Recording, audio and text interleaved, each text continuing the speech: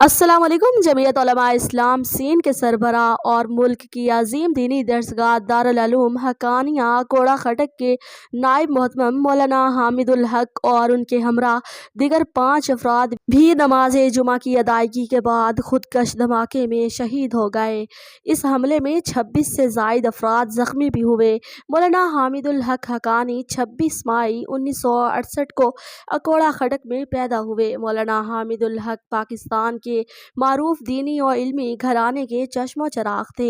मौलाना हामिदुल हक ने जामिया दारुल उलूम हक्कानिया से 1992 में सनदे फरागत हासिल की। तालीमी फरागत के बाद तदरीस का आगाज़ किया। 3 दहाइयों से जायद दर्स व तदरीस में आपके हज़ारों तलबा इस वक्त दुनिया भर में मौजूद हैं। आपके वालिद मौलाना समीउल हक मुल्क की मारूफ दीनी और इल्मी और अदावर सियासी शख्सियत थे। मौलाना हामिदुल हक नौशहरा से 2002 से 2007 तक कौमी असम्बली के रुकन भी रहे, जबकि इस्लामी नज़रियाती कौंसिल की हैसियत से जिम्मेदारियां सरअंजाम देते रहे। मौलाना हामिदुल हक को नमाज जुमा की अदायगी के बाद हमले का निशाना बनाया गया, जिसमें कई अफराद जख्मी भी हुए।